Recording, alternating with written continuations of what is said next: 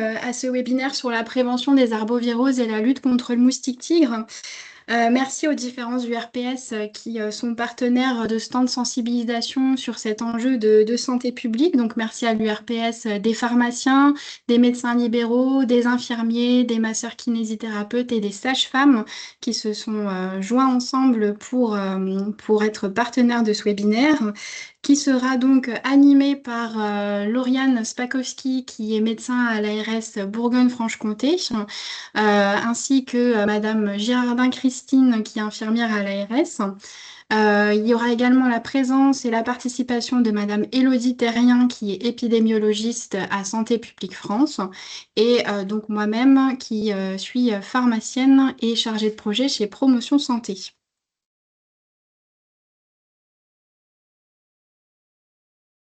Alors, quelques propos introductifs pour commencer ce webinaire.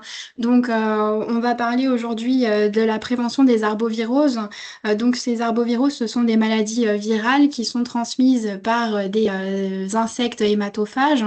Et on va particulièrement s'intéresser à trois arboviroses qui sont la dengue, le chikungunya et le virus Zika. Et à savoir qu'en France hexagonale, la seule espèce d'insecte qui est capable de véhiculer et d'être vecteur, de transmettre ces virus à l'homme, c'est Aedes albopictus, qui est plus connu sous le nom de moustique tigre. Donc ce moustique tigre, c'est une espèce invasive tropicale qui est originaire d'Asie du Sud-Est, qui est arrivée en France métropolitaine dans les années 2000. Et aujourd'hui, on le voit sur cette carte de 2026, a colonisé quasiment l'ensemble du territoire métropolitain. Le moustique tigre est présent actuellement dans tous les départements de Franche-Comté, de Bourgogne-Franche-Comté, pardon.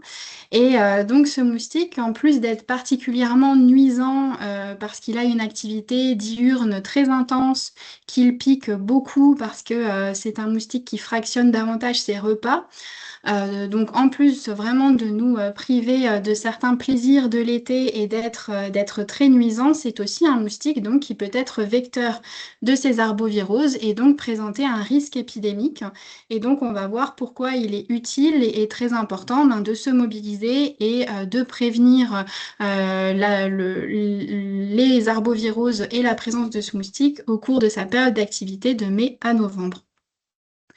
Donc pour expliquer un petit peu, expliciter son cycle de transmission qu'on va voir aussi un petit peu en détail au cours de ce webinaire, mais quand même pour expliquer que ce moustique, donc quand il naît sur notre territoire, c'est un moustique qui est sain. Donc le moustique tigre qui naît chez nous n'est pas malade, hein. Le risque, en fait, c'est lorsque des personnes voyagent dans des zones de circulation endémique de ces virus. Si une personne rentre de voyage en étant malade, ce qu'on appelle un cas importé, on le verra un petit peu aussi par la suite. Si cette personne vient se faire piquer donc, par un moustique tigre qui est sain et qui est présent dans son jardin, par exemple, c'est là que le risque d'un cycle de transmission peut se mettre en place, puisque ce moustique qui pique cette personne malade importée peut alors devenir lui-même vecteur du virus et après un délai d'incubation d'environ une semaine, devenir vecteur et transmettre cette maladie à d'autres personnes qui, elles, n'ont pas voyagé, donc des personnes dans l'entourage proche ou dans le voisinage. Et donc ces personnes qui sont malades et qui n'ont pas voyagé, on les appelle des cas autochtones et on en parlera un petit peu plus par la suite. Alors, comment prévenir ce risque de transmission épidémique? En fait, il y a trois grands axes, trois grands objectifs.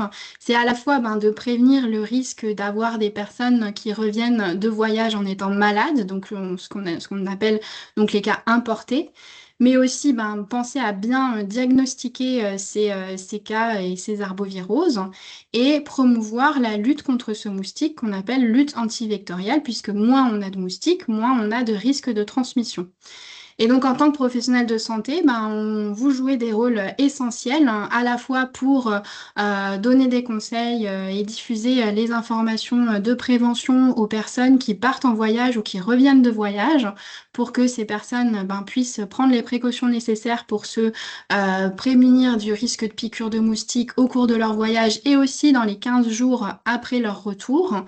Et également, bien entendu, en diagnostiquant, en recherchant systématiquement ces trois pathologies en cas de suspicion et en signalant sans délai à l'ARS les cas d'arbovirose, pardon, afin qu'il puisse y avoir une enquête médicale et entomologique afin de mettre en place des plans d'action. On va le voir par la suite. Et également, on peut, en tant que professionnel de santé, également promouvoir la lutte antivectorielle, puisqu'on va le voir par la suite, ce moustique tigre a des particularités, des spécificités qui font que c'est à chacun d'agir individuellement pour en limiter la prolifération et la présence. Et en agissant tous individuellement, on pourra collectivement en diminuer la prolifération. Alors, avant de passer au programme de ce webinaire, juste encore quelques mots pour vous expliquer qui fait quoi finalement dans la région en Bourgogne-Franche-Comté. Bien réexpliquer que l'Agence régionale de santé a pour rôle de la gestion de ces cas de signalement obligatoire dont les arboviroses, de surveillance épidémiologique et de transmission de ces informations à Santé publique France et de surveillance entomologique.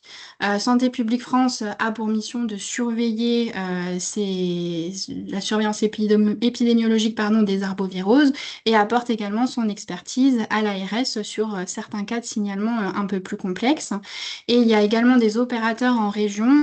Donc pour citer l'ERAD, c'est l'opérateur de démoustication et qui réalise également les enquêtes entomologiques, et Promotion Santé, donc que je représente aujourd'hui, qui est missionné par l'ARS pour mettre en œuvre des actions de mobilisation sociale et de soutien aux collectivités, parce que on va le voir ensemble par la suite dans ce webinaire, pour lutter contre ce moustique, il faut se mobiliser et on a besoin de la mobilisation de tous, que ce soit des collectivités, des citoyens et aussi des professionnels de santé. Donc, au programme de ce webinaire, pour commencer, on abordera les arboviroses d'une manière générale avec les principaux syndromes et leurs diagnostics. On verra ensuite quels sont les rôles et les missions de l'Agence régionale de santé en ce qui concerne la surveillance entomologique, mais aussi en ce qui concerne les enquêtes autour de cas importés et autour de cas autochtones avec les opérations de démoustication qui peuvent aussi être demandées. Ensuite, on laissera la parole à Élodie Terrien qui nous fera un point épidémiologique afin de bien comprendre aussi quels sont les enjeux. Et ensuite, on abordera en détail ce qui fait la particularité de ce moustique et comment on peut agir pour en limiter la présence et quels sont les conseils qu'on peut donner aux patients qui n'en peuvent plus de se faire piquer, aux patients qui prévoient ou qui reviennent d'un voyage et aux patients également qui seraient en période de virémie. Pour conclure et avant de passer à un temps d'échange où vous pourrez nous poser vos questions. Voilà, donc je passe la parole à Lauriane Spakowski qui va nous présenter les arboviroses. Voilà, je vous passe la Oui, parole. eh bien, bonjour à tous. Merci Céline. Donc oui, moi je suis le docteur Spakowski de l'Agence régionale de santé. Je travaille essentiellement dans le service des alertes infectieuses et donc on traite les signalements, les maladies à signalement obligatoire, dont les arboviroses. Et donc je vais vous parler surtout de la clinique de ces maladies. Donc c'est le premier temps de ce webinaire. Donc des principaux syndromes que l'on peut rencontrer, des complications qui peuvent survenir et des modalités diagnostiques. Donc pour commencer, quelques généralités sur les arboviroses au sens plus large. Les arboviroses, elles ne sont pas seulement celles qu'on connaît et qui nous préoccupent en France hexagonale, donc la dengue, le Zika, chikungunya, mais en fait elles sont très nombreuses. Elles sont provoquées par différentes familles de virus et différents genres de virus.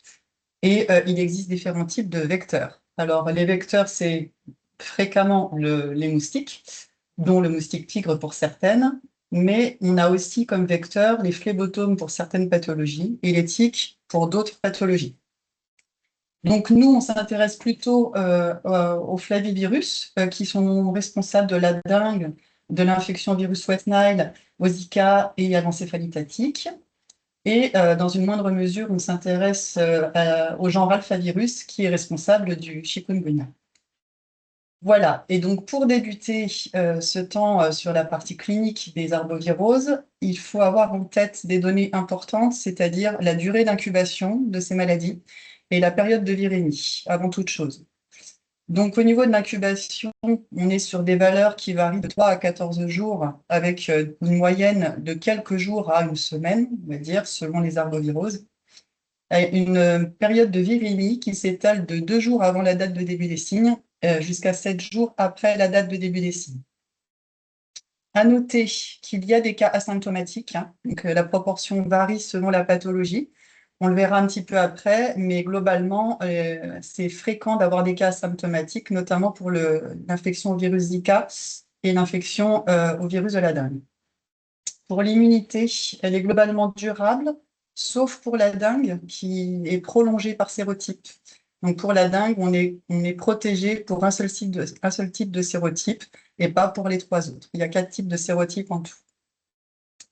Voilà, et donc pour poursuivre d'un point de vue plus clinique, euh, on peut observer des syndromes, des grands syndromes. Donc le syndrome algique est présent pour ces 3 pathologies. Il s'exprime de manière plus ou moins différente, mais il est toujours présent. On peut observer un syndrome hémorragique, notamment pour les formes graves et sévères de la dengue, par exemple. Et pour d'autres pathologies, donc notamment West Nile et rarement pour la dengue et le chikungunya, on peut observer des signes neurologiques avec le syndrome méningo-encéphalitique. Et donc, je vais parler un peu plus en détail de ces 3 pathologies. Donc voilà, quand vous avez au cabinet un patient qui revient d'un voyage récemment dans une zone à risque et qui est symptomatique, notamment avec un tableau algique, il faut penser à la dengue, au chikungunya et au Zika, sauf en cas de signes respiratoires. Les signes respiratoires rendent l'arbovirose improbable. Donc, comme je l'évoquais un tout petit peu plus tôt, il y a des petites subtilités quand même pour chacune. Et donc, ce qu'il faut savoir, c'est que la dengue, elle est asymptomatique ou paucisymptomatique très fréquemment, hein, dans 50 à 90% des cas. Et le Zika est asymptomatique de manière assez importante aussi, donc de l'ordre de 50 à 80% des cas. Le chikungunya, par contre, est plus régulièrement symptomatique, avec des tableaux plus brillants. Et donc, il manque une image, j'ai l'impression. Ah, parfait. Et donc, effectivement, donc dans le chikungunya, ce qui est au premier plan et qui est notoirement connu, ce sont les arthralgies, hein, qui se manifestent surtout au niveau des articulations distales, donc avec des plaintes qui concernent, qui sont majorées en tout cas pour les mains, les poignets, les pieds, les chevilles, mais toutes les articulations peuvent être douloureuses, y compris celles de la nuque. En général, ces arthralgies, elles sont associées à des myalgies et parfois à des douleurs rétro-orbitaires, des céphalées et une éruption qui, lorsqu'elle est présente, est en général très prurigineuse. Donc voilà pour le chikungunya. Pour la dengue, on a un tableau algique aussi, mais qui est plutôt basé sur des myalgies et des céphalées, notamment frontales, et des douleurs rétro-orbitaires. Et parfois, ces symptômes sont associés à des arthralgies et à une éruption cutanée qui, en revanche, par rapport au chikungunya, sera moins prurigineuse. Et pour les formes graves, sévères, on peut observer des troubles digestifs. Ce sera détaillé un petit peu après. Et enfin, pour le Zika, on a une proportion d'asymptomatiques considérée élevée, donc avec au premier plan des arthralgies et myalgies diffuses et une éruption, donc avec un exanthème maculopapuleux associé à une hyperémie conjonctivale. En général, ce sont des tableaux peu sévères, bénins, avec de rares cas d'atteinte neurologique. Et le problème du Zika, qui est notoirement connu, c'est surtout autour de la grossesse. On va en parler un petit peu après. Voilà, on peut passer à la suite. Donc voilà, comme je l'évoquais, ces pathologies, elles peuvent se compliquer, chacune à sa manière. Donc pour ce qui est de la dengue, on peut observer des tableaux de dengue sévère, donc de dengue hémorragique, donc aux âges extrêmes de la vie, ou alors par rapport aux personnes qui ont des comorbidités du type hématologique, ou alors les comorbidités type diabète, asthme, insuffisance cardiaque, donc tout ce qui est plus classique, joue un rôle également. Et les traitements pris peuvent favoriser aussi la survenue d'une forme hémorragique, notamment les traitements anticoagulants, antiagrégants plaquettaires, anti-inflammatoires, etc. À noter que ces tableaux de dengue grave surviennent surtout en cas de dengue secondaire, rarement en cas de dengue primaire. Et donc, ils se manifestent au-delà du 4e jour avec des signes d'alerte du type une fièvre élevée supérieure à 39, des troubles digestifs, des vomissements importants, des signes neurologiques type agitation, confusion, et puis bien sûr un syndrome hémorragique. Donc, voilà pour la dengue. Pour le chikungunya, on est plutôt pour les personnes à risque, donc personnes âgées, immunodéprimées et avec comorbidité importante, sur des formes neurologiques graves, type méningoencéphalite et syndrome de Guillain-Barré. Mais le principal problème du chikungunya, qui est notoirement connu, c'est le risque de forme chronique qui peut toucher jusqu'à 60% des patients, donc avec des arthralgies chroniques et parfois très invalidantes sur le quotidien. Et pour le Zika, comme pour le chikungunya, on peut avoir quelques formes neurologiques graves, rarement, à type syndrome de Guillain-Barré.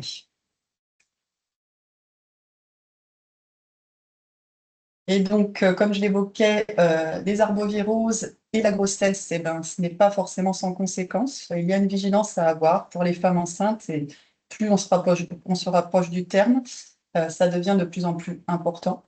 Donc, pour le Zika, comme évoqué, on a un risque de transmission par voie sexuelle, déjà qu'il faut prendre en compte pendant 2 mois après l'infection. Et en cas d'infection pendant la grossesse, on observe un risque de malformation congénitale à type de microcéphalie. Donc c'est pareil, c'est très connu, mais ce risque est réel. Ensuite, pour la dengue, plus on se rapproche du terme, plus le risque de survenue d'une forme sévère de dengue est grand.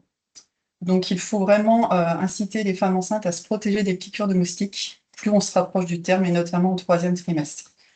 Avec une petite subtilité pour la dengue, c'est qu'il existe une transmission par le lait maternel, donc avec une vigilance à avoir en cas d'allaitement maternel chez un tout petit. Et pour le chikungunya, on a une transmission verticale au nouveau-né de mère virémique et un risque de forme neurologique. Donc, en résumé, c'est pas sans conséquence sur une grossesse et il faut vraiment inciter les femmes enceintes à se protéger des piqûres de moustiques, surtout au 3e trimestre et indépendamment de voyages récents, dans la mesure où le risque de foyer autochtone est toujours plus grand d'année en année.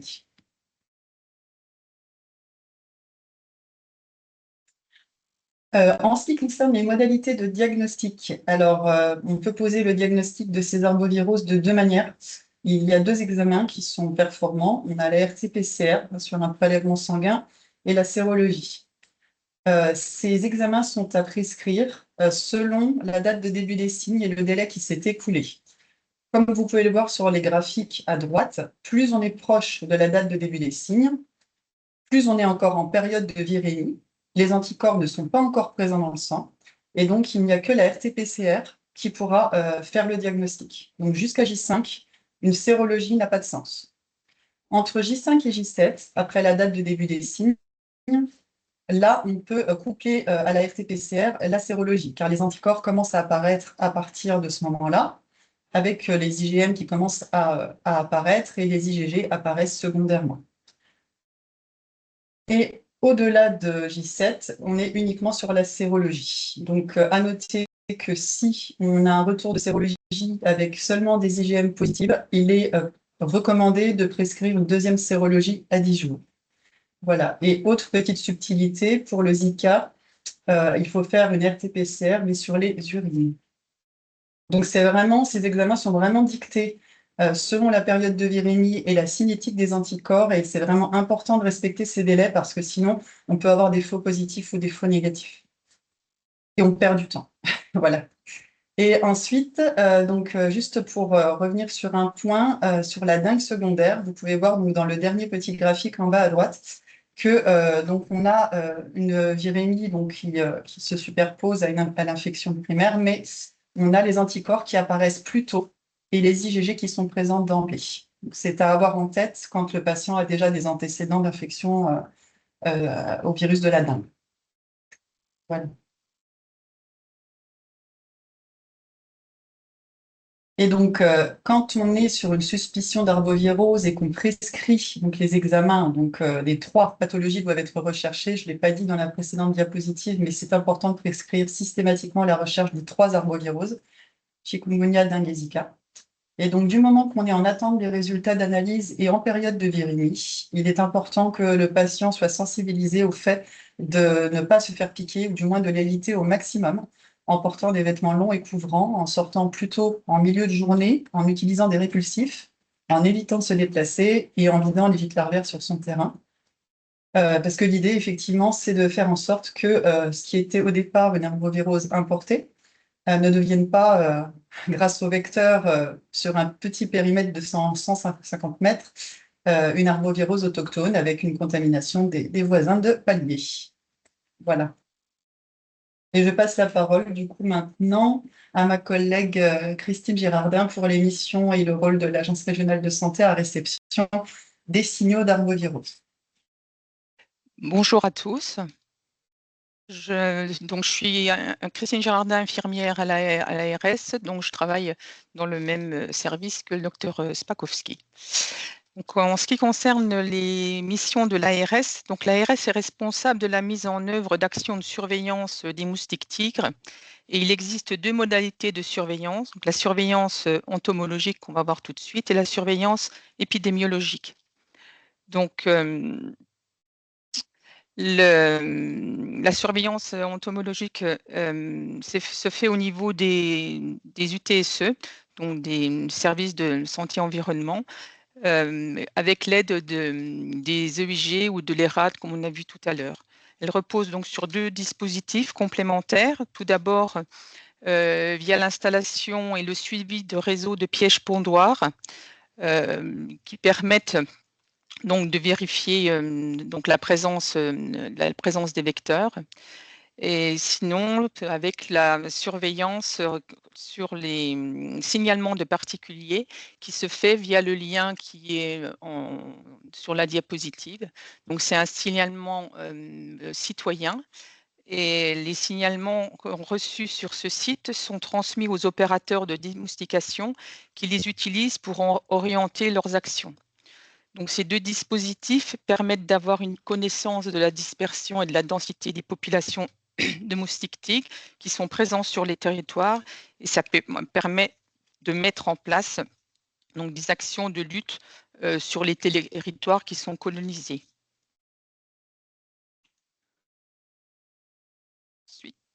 Donc, si la commune est déjà colonisée, donc il n'y a plus de nécessité de faire de prospection puisqu'on sait déjà que le moustique est présent. Par contre, il y a des informations qui sont faites au niveau de la commune pour mettre en place des actions de mobilisation sociale, comme on a entendu parler tout à l'heure, donc pour lutter contre les gîtes larvaires. Si la commune n'est pas colonisée, par contre, il y a une prospection qui est faite pour confirmer donc, la présence du moustique tigre. Si le moustique tigre est confirmé, donc il y a la vigilance qui est faite au niveau de la commune et on refait donc une information de la commune et toutes les actions de mobilisation sociale sont mises en place ensuite. S'il n'y a pas de moustique tigre, donc on maintient la surveillance sur la commune pour éviter d'avoir une confirmation qui sera plus tardive ou voire l'année d'après.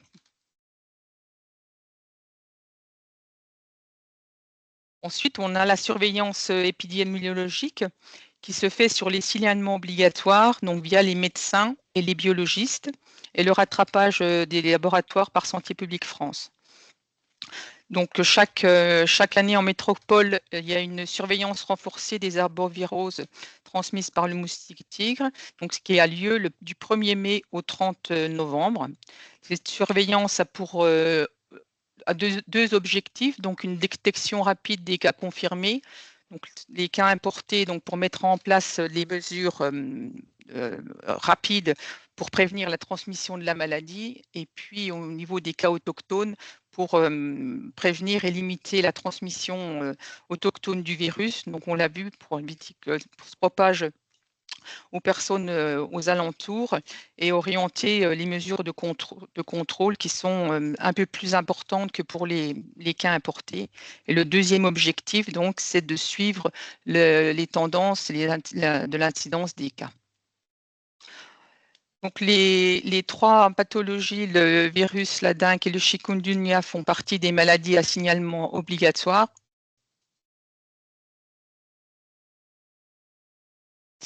Par les médecins et les biologistes, donc qui se fait par le signalement sur le portail des signalements des événements sanitaires indésirables. Donc, vous avez le lien, mais ça peut encore se faire via le point focal régional, comme si jamais il n'y a pas de solution. Donc, il y a une enquête qui est faite sur les lieux fréquentés par le malade pendant sa période de virémie, dont on l'a vu, donc c'est de J2 à J7 de la date de début des signes.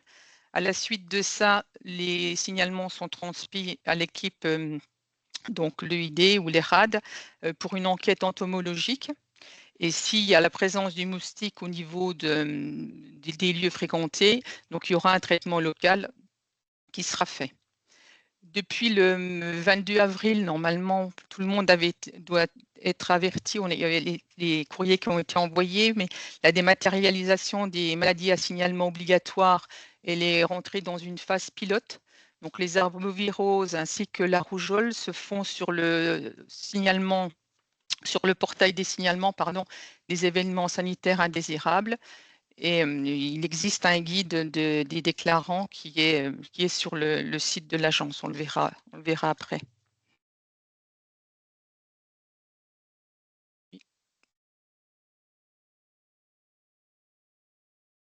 C'est bon, Céline. Donc ensuite, il y a la surveillance par le rattrapage des laboratoires par Santé publique France. Donc c'est une surveillance qui est saisonnière, donc qui reprend la date de la surveillance pour le moustique du 1er mai au 30 novembre.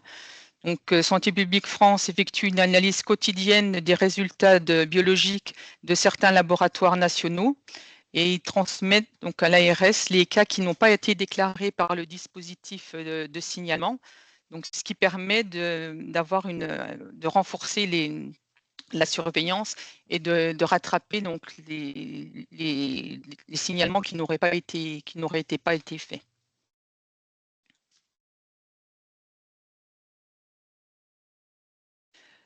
Donc, sur le site de l'ARS, vous pouvez retrouver des ressources documentaires sur le moustique tigre, donc avec les différentes pathologies. Donc, il y a des documents qui sont à télécharger, donc soit pour les particuliers et les voyageurs, et notamment aussi des documents pour les professionnels de santé. Donc, vous pouvez retrouver donc des repères pour certaines pathologies et également des courriers qui peuvent être destinés aux patients, comme on voit sur la diapositive, pour leur expliquer sur ce qu'ils doivent faire en période de virémie. Donc, ça permet d'avoir un petit peu une checklist pour qu'ils sachent un peu comment faire.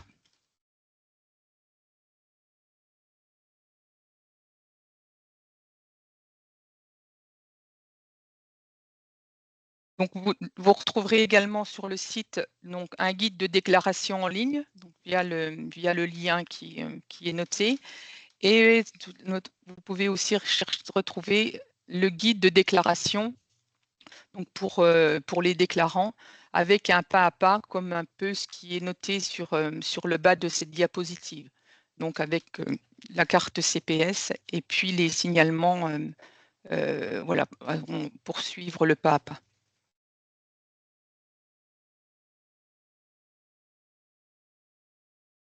Au niveau des investigations des cas par l'ARS, donc au niveau médical, donc on s'assure de la validation du signalement sur la base des critères de diagnostic, donc qui sont les tableaux cliniques, les données biologiques, et on a une expertise plus ou moins avec Santé publique France sur des cas particuliers.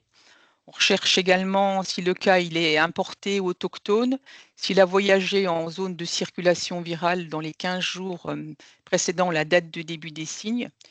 Et on s'assure que le patient est informé du diagnostic et qu'il a pu avoir les informations sur les mesures de prévention à mettre en place s'il est encore virémique.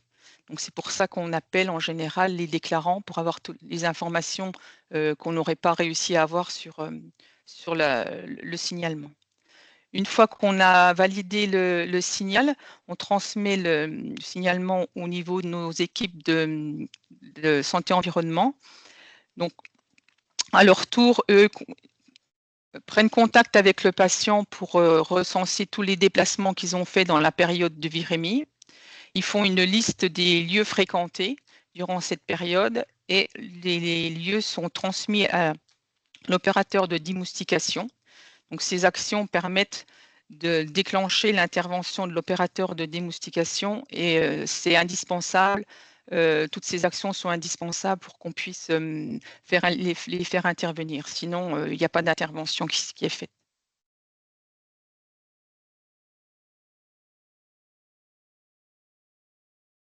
Au niveau de l'enquête entomologique et de la lutte antivectorielle, donc c'est des traitements adulticides.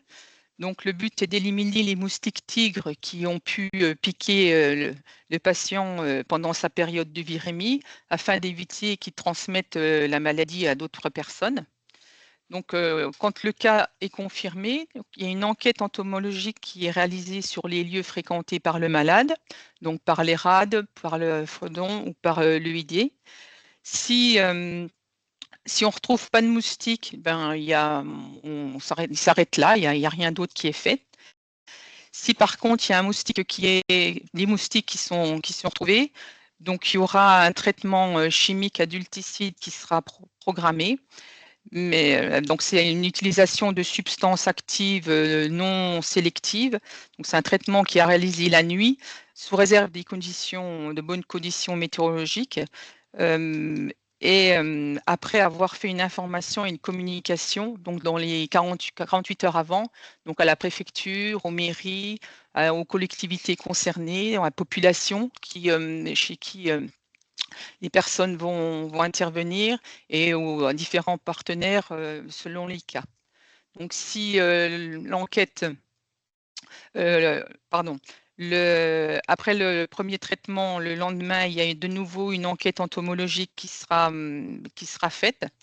Si on ne retrouve pas de moustiques, c'est que tout a été fait, donc ça a bien fonctionné. Par contre, si on retrouve du moustique, il y aura un deuxième traitement qui sera fait.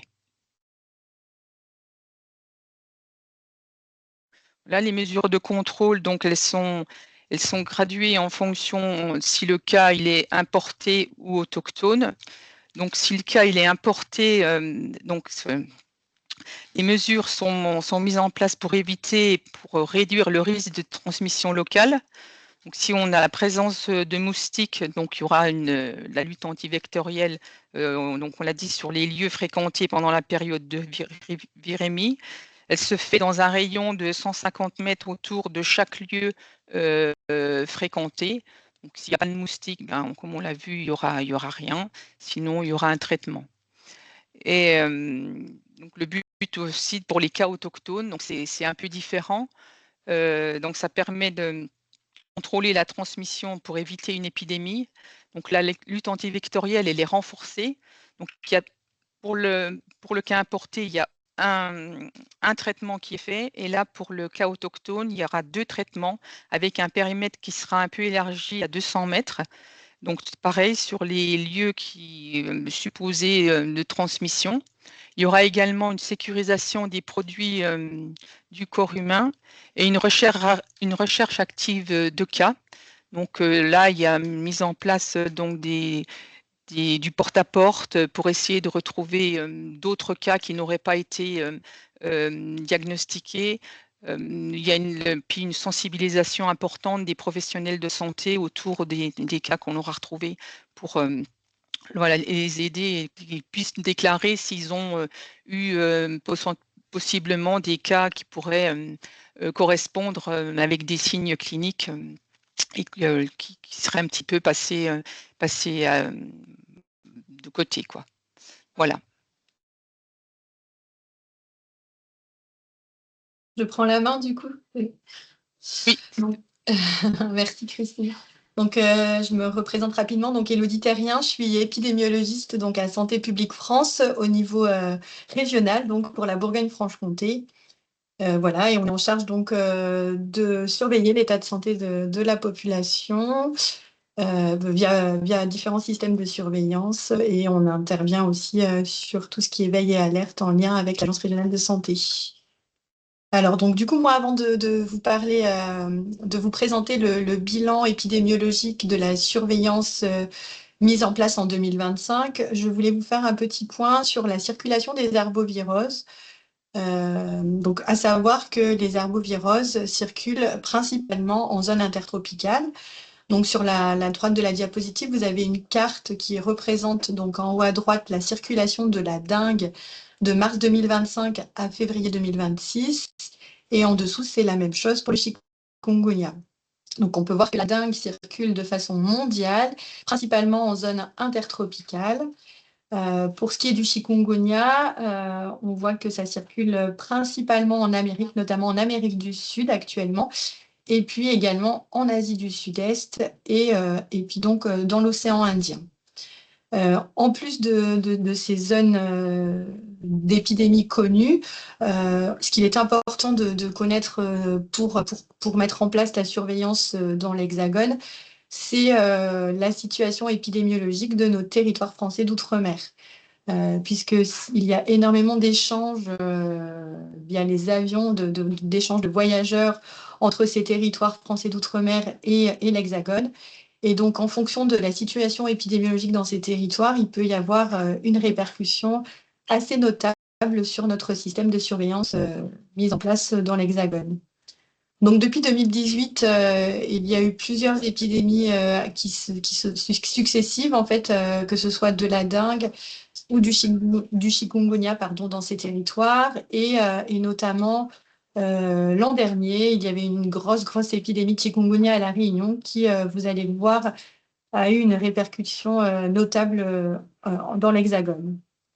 Pour 2026, un petit point, donc il y a une intensification actuellement de la circulation de la dengue en Martinique, donc qui est surveillée de près puisque c'est un territoire où il y a beaucoup d'échanges avec l'Hexagone. Et puis, il y a également de la circulation du chikungunya en Guyane et à Mayotte. Et notamment à Mayotte, il s'agit de la même souche de chikungunya, le même virus qui circulait à La Réunion l'an dernier et qui comporte une mutation qui lui permet de s'adapter facilement à Aedes albopictus. Donc voilà. Alors, pour ce qui est du bilan de la saison dernière, donc en termes de cas importés, donc en France hexagonale du 1er mai au 30 novembre 2025, nous avons eu un petit peu plus de 2300 cas importés. Donc en termes de nombre absolu, on était relativement proche aux années 2024 et 2023. Par contre, si on regarde plus spécifiquement, on a eu un petit peu moins de dengue, près de 1200 cas de dengue, alors qu'en 2024 et 2023, on était à plus de 2000 cas. Et on a eu beaucoup plus de cas de chikungunya, donc en lien, comme je vous le disais précédemment, avec l'épidémie en cours à La Réunion. Donc on a eu près de 1200 cas de chikungunya contre un peu moins d'une trentaine en 2024 et 2023. Et puis nous avons eu également 12 cas d'infection au virus Zika. Donc, vous avez la répartition sur la diapositive, là, le graphique par région de signalement.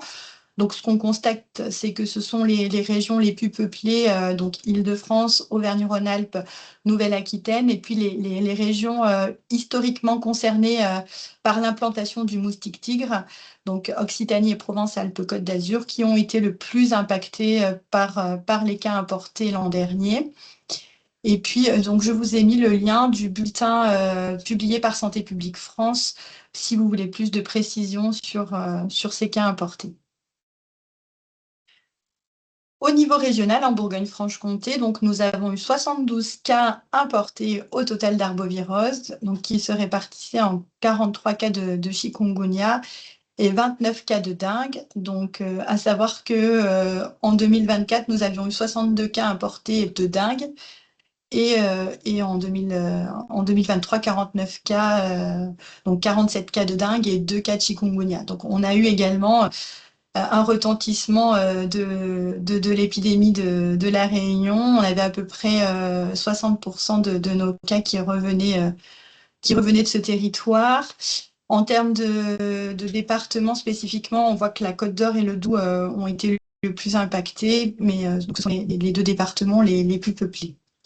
Et au total, on a eu très peu d'hospitalisations pour ces cas. On a eu 7 cas hospitalisés et aucun décès. Donc, diapositive suivante. En termes de cas autochtones, donc on observe des foyers de cas autochtones depuis les années 2010. Et on a vu depuis 2022 une accélération donc, de ce phénomène, avec bien entendu en lien l'expansion et puis le développement, les augmentations de densité vectorielle du moustique dans l'Hexagone. Donc en 2022, vraiment une augmentation franche de ce type d'épisodes et de nombre de cas autochtones, avec plus particulièrement des cas et des épisodes autochtones de dengue, très peu d'épisodes de chikungunya et un seul épisode de transmission vectorielle de Zika. Pour l'année 2025, on est sur une année record qui vient écraser les années antérieures finalement, avec plus de 800 cas autochtones de chikungunya, donc ce qui représente 79 foyers, allant parfois jusqu'à 144 cas au total. Une trentaine de cas autochtones de dengue et pour la première fois en Bourgogne-Franche-Comté, un épisode de transmission autochtone donc à Dijon. Donc sur ce foyer de cas autochtones de chikungunya à Dijon, donc comme je vous disais, c'est la première fois qu'on a observé une transmission autochtone sur cette région. Le foyer donc au total, on a eu 14 cas autochtones, donc avec des dates de début des signes comprises entre le 19 juillet et le 12 septembre 2025. Donc un épisode relativement long qui a été suivi pendant 3 mois. Donc comme vous le disiez, Christine Girardin juste avant, donc les mesures de gestion sont un petit peu plus renforcées quand on est sur des cas autochtones. Donc on a mis en place une recherche active de cas. Il y a eu 2 jours d'enquête en porte-à-porte. Donc vraiment dans l'objectif de retrouver des cas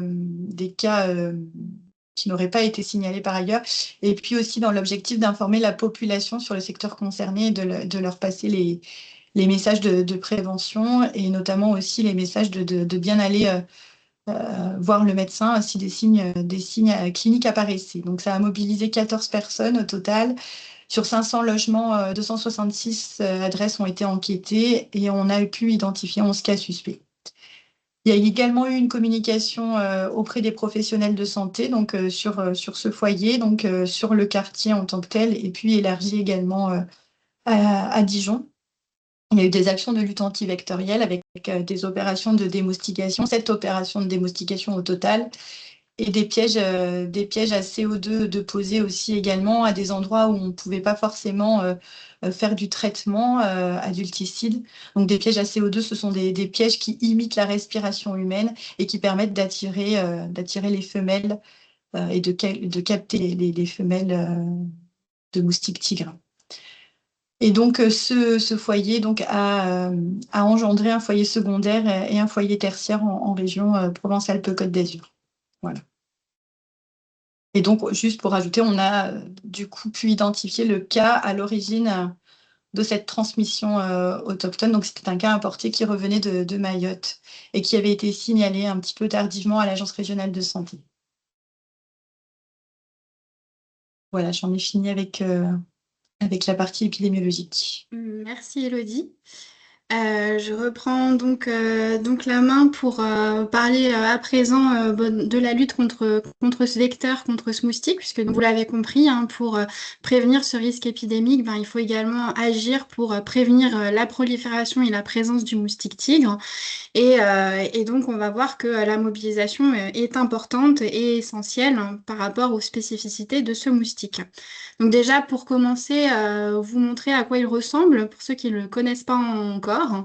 Donc ce moustique, il est déjà très petit, hein, particulièrement minuscule, il se faufile partout et ça peut avoir des conséquences justement dans les moyens de protection. Vous voyez, par rapport à une pièce de 1 centime, il représente la taille de la map-monde sur cette pièce, donc c'est vraiment un tout petit moustique. Il est très noir, de couleur noire intense, et sa spécificité, c'est qu'il a une ligne blanche sur le thorax et 5 anneaux blancs sur les pattes arrière. Donc, contrairement à ce que son nom indique, tigre, il n'est pas jaune et noir, il est bien noir et blanc. Et donc, ben voilà à quoi il ressemble. Et une fois qu'on l'a vu, on arrive bien à le distinguer des autres. Ce qui fait sa spécificité par rapport au moustique commun, c'est que c'est un moustique qui est diurne. Il agit uniquement le jour, il est actif du lever jusqu'au coucher du soleil. Donc c'est la femelle qui nous pique, hein, comme pour les autres espèces de moustiques, mais la particularité chez ce moustique-là, c'est que elle fractionne davantage ses repas. Donc c'est ce qui fait son potentiel de nuisance vraiment très important, puisque elle va davantage nous piquer pour un même repas de sang. Donc c'est vrai que quand on est en présence de ce moustique, on trouve qu'il est particulièrement agressif et nuisant parce que ben, il nous gêne dans nos plaisirs et nos activités extérieures durant la période estivale, dans notre jardin, sur notre terrasse, au moment où on sort dehors. Et il peut également avoir un potentiel de nuisance important pour les personnes qui travaillent en extérieur. Ce qui fait aussi sa spécificité, c'est que c'est un moustique qui vole très mal et qui parcourt de petites distances. Alors ça peut paraître un petit peu contre-intuitif quand on pense qu'il est originaire d'Asie du Sud-Est. En réalité, donc, il est arrivé en Europe et en France par le transport de marchandises et désormais, il colonise de nouveaux territoires en se déplaçant dans nos transports en commun, dans nos voitures, dans les camions, en suivant l'homme parce qu'il est très anthropophile et qu'il aime le contact et la présence humaine. Mais en réalité, il se déplace très peu, seulement dans un rayon de 150 à 200 mètres autour de son lieu de naissance, ce qui fait qu'on peut dire clairement que le moustique qui nous pique est né chez nous. En tout cas, il est né soit dans notre jardin ou notre terrasse, ou sur celle du voisin. Donc, il est vraiment, il rayonne vraiment dans un court périmètre, et c'est pour cela que, comme l'a précisé auparavant, Christine Girardin sur les actions de démoustication. En cas de cas importé ou de cas autochtone, il va y avoir des opérations de démoustication dans un périmètre restreint, puisque les moustiques en eux-mêmes se déplacent très peu. Et donc, on va voir que ça a des conséquences aussi pour mobiliser et comprendre que c'est à chacun individuellement d'agir pour limiter sa présence. D'autant plus qu'il n'a pas de prédateur naturel efficace. Donc installer des nichoirs à chauves-souris ou à mésanges ne permet pas de lutter contre sa prolifération. C'est une fausse croyance, puisque les chauves-souris sont actives la nuit, or le moustique tigre est présent le jour. Donc ils ne sont pas sur le même fuseau horaire. Et puis en réalité, les moustiques représentent une très faible proportion du bol alimentaire des chauves-souris et des oiseaux d'une manière générale. Donc on ne peut pas compter sur ces prédateurs naturels pour nous en débarrasser. C'est bien à nous, humains, d'agir pour limiter la présence de ce moustique. Et dernière spécificité très importante, c'est que c'est un moustique de récipient. Donc c'est ce qui fait aussi sa différence par rapport au moustique commun qui va pouvoir pondre dans des espaces naturels, directement dans l'eau, dans des mares, des étangs, des rivières, etc. Lui, le moustique tigre, enfin la femelle moustique tigre, elle ne pond pas directement dans l'eau, mais elle pond sur une paroi au sec. Donc ça, c'est vraiment particulier et spécifique. C'est pour ça qu'on dit que c'est un moustique de récipient, puisque ici, sur nos territoires, elle se développe uniquement dans des gîtes artificiels, des récipients qui vont pouvoir recueillir de l'eau.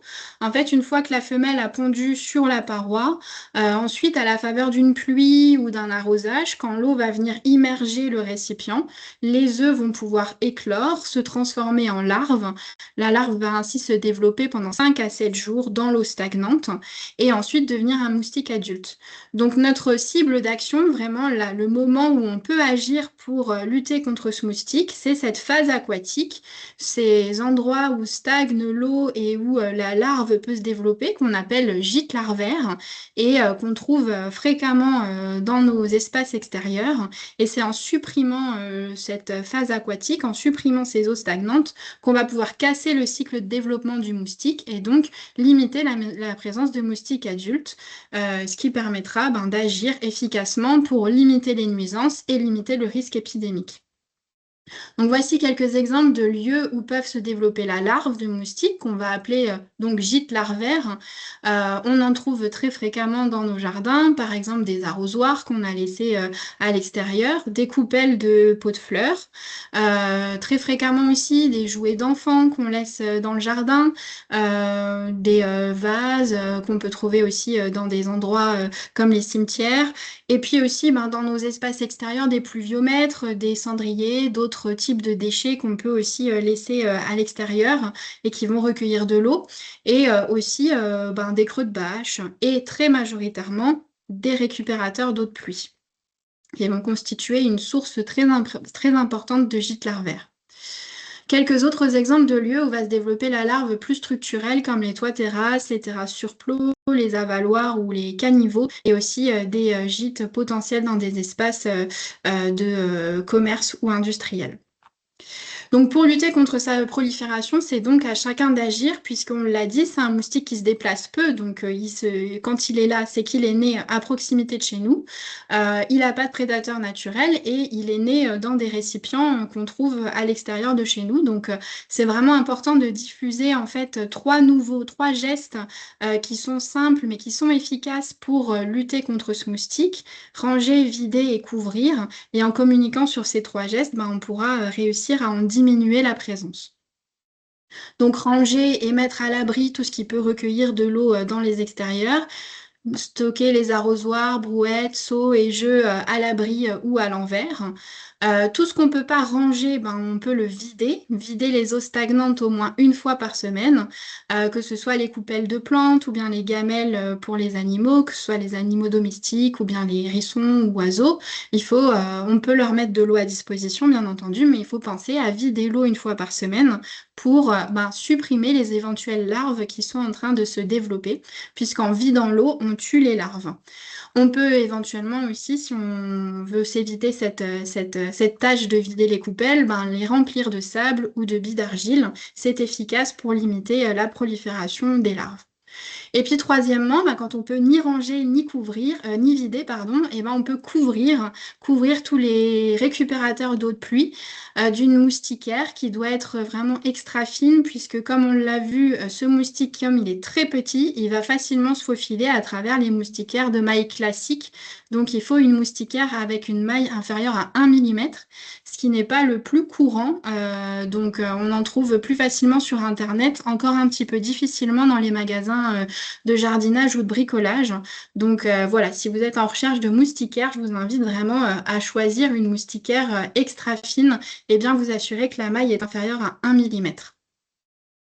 Alors, en tant que professionnel de santé, qu'est-ce qu'on peut faire que ce soit à l'officine, en visite chez des patients à domicile ou au cabinet, quand un patient se plaint de la nuisance du moustique tigre ou en cas de risque d'arbovirose suspectée, on peut transmettre toutes ces informations pour apporter des solutions concrètes et efficaces à des patients qui subissent la nuisance et donc aussi pour protéger leur santé.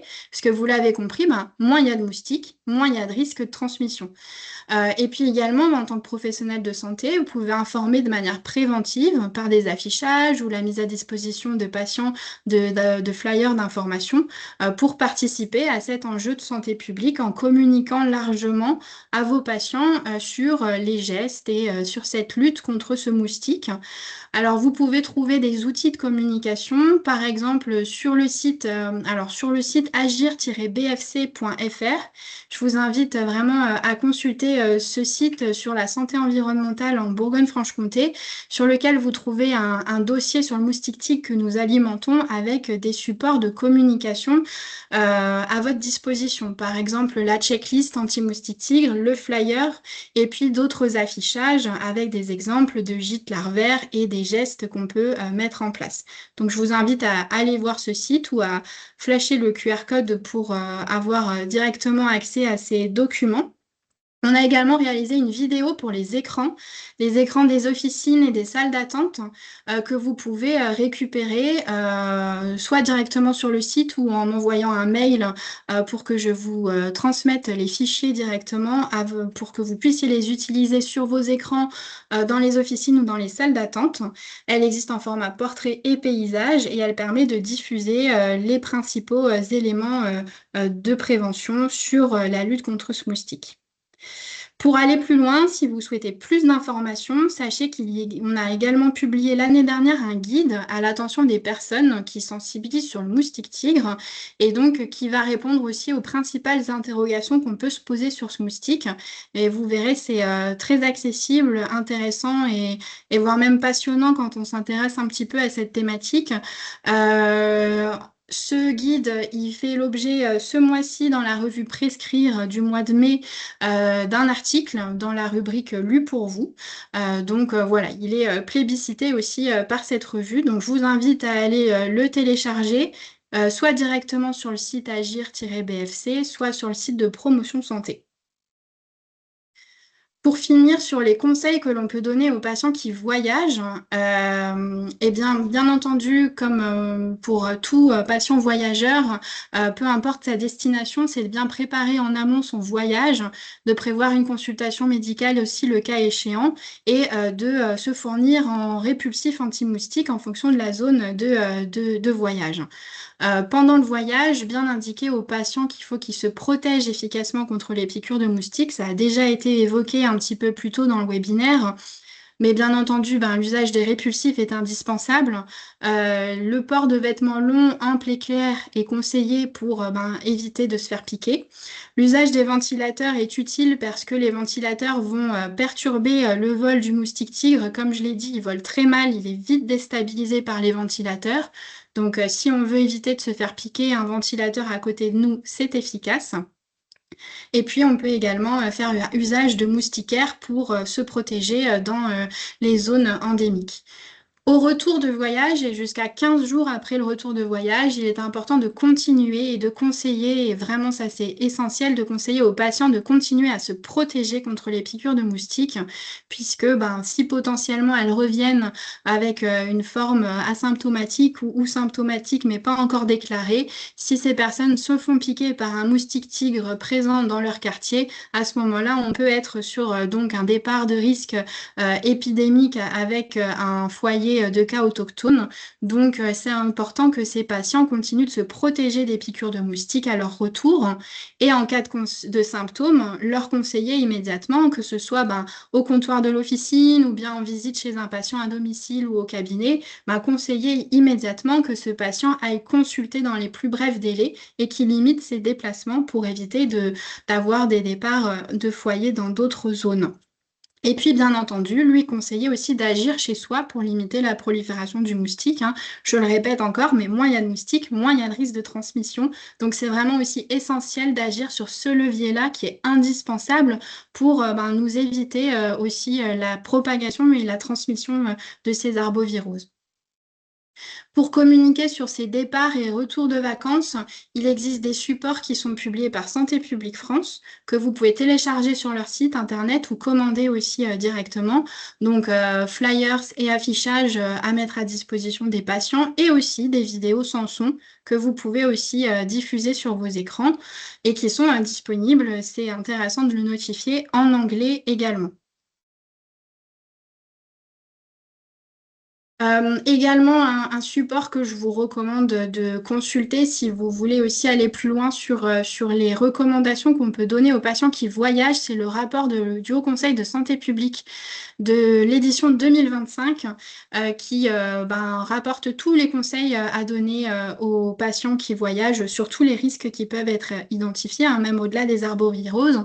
Et dans le cadre des risques liés aux arthropodes, il y a vraiment tous les conseils aussi, notamment sur les répulsifs à utiliser.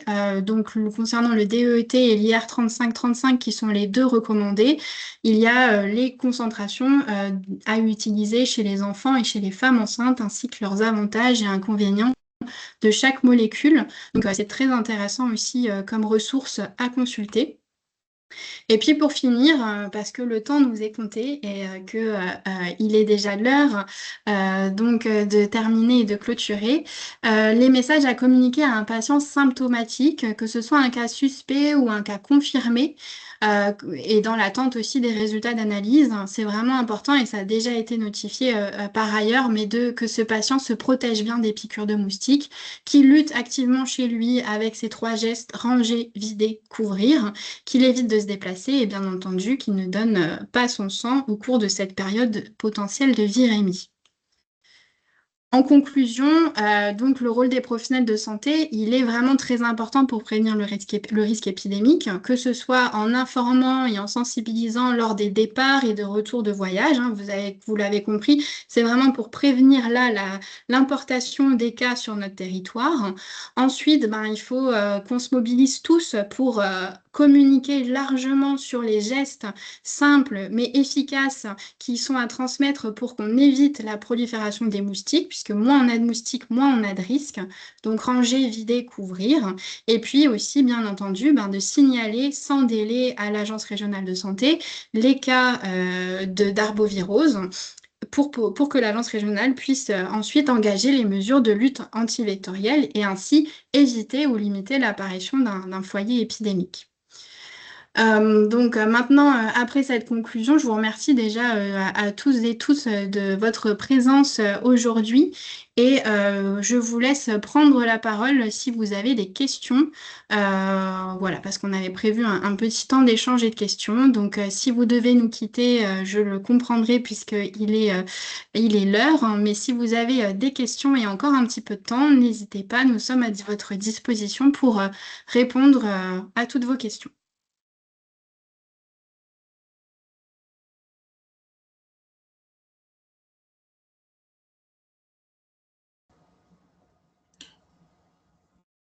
Écoutez, merci pour cette présentation très claire. Moi, j'avais une toute petite question concernant le tableau que vous nous avez montré sur la ventilation d'action des répulsifs. C'est une question que l'on a souvent. Est-ce que c'est actif sur telle ou telle chose, sur des tiques, etc. Voilà.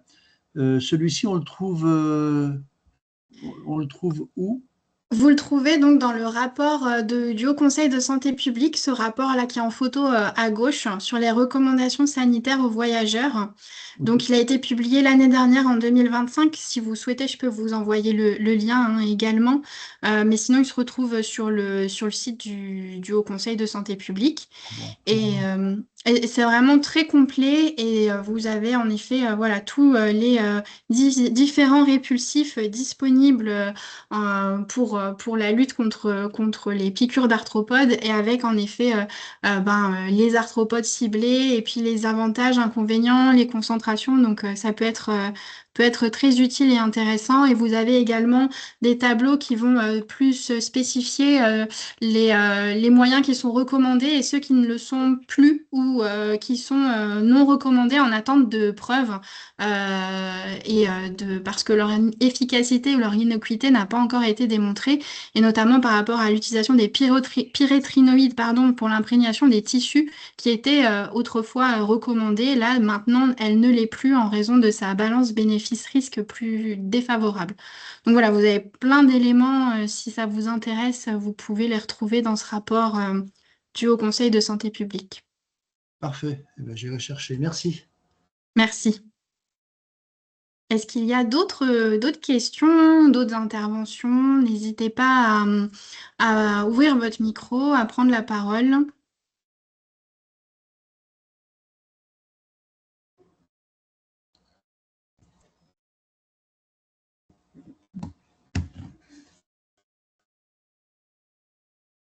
Oui, Christophe Thibault, au niveau des communes qui sont touchées, on peut avoir une cartographie fine ou pas?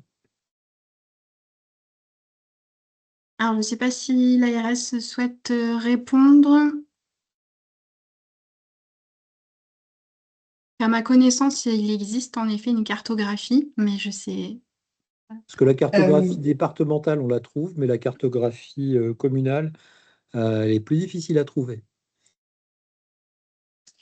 Oui, alors je me permets de répondre, enfin de compléter la réponse. Oui, effectivement, au niveau départemental, c'est facile de trouver. Au niveau communal, elle est peut-être pas disponible en ligne. En tout cas, notre opérateur a clairement cette donnée, et nos unités territoriales de santé environnementale ont clairement cette donnée, oui, par commune. Et les collectivités colonisées sont également informées et voilà, elles ont l'information comme Oui. quoi elles sont colonisées. Oui, dès qu'une commune est nouvellement colonisée, était antérieurement pas colonisée, elle est informée rapidement par l'Agence régionale de santé et notamment des mesures à mettre en place dans ce cadre-là.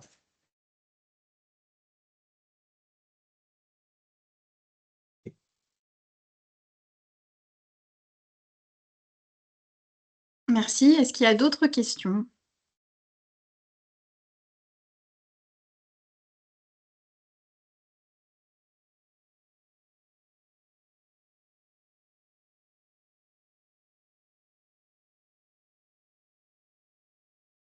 Non?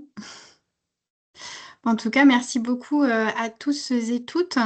Alors, je vois une question, est-ce qu'on recevra la présentation? Elle peut être communiquée aux URPS si vous le souhaitez. En tout cas, le replay va être aussi communiqué et pourra être transmis. Donc oui, ça peut être des supports qui peuvent être retransmis aux différents URPS qui pourront transmettre toutes ces informations. Avec plaisir, hein. Nous, on va relayer et on le mettra sur notre site, bien sûr. Ouais, merci. Merci à vous. Et puis voilà, n'hésitez pas à en parler aussi à vos confrères, vos consoeurs, hein, puisque voilà, c'est important aussi que tous et toutes, on se mobilise sur cet enjeu de santé publique, voilà, qui commence un petit peu à faire parler de lui. On l'a vu l'année dernière avec les chiffres que montrait Elodie Terrien. On a vraiment une progression importante du risque de cas autochtone. Donc, une nécessité vraiment à ce qu'on se mobilise tous et puis à ce que les professionnels de santé aient bien tous et toutes ces informations pour pouvoir agir en conséquence durant cette période de surveillance renforcée et bien en tête les différents enjeux et les différents risques sur ces arboviroses et ce moustique. Donc, n'hésitez pas à en parler vraiment largement autour de vous et à diffuser ce webinaire et les supports de communication. Parfait. Merci. Merci. Merci beaucoup à tous et toutes et puis au plaisir d'échanger si besoin. N'hésitez pas à revenir vers moi. Je coupe l'enregistrement. Bonne journée. Bonne journée à tous. Merci. Au revoir. Bonne journée à vous. Au revoir. Merci, au revoir.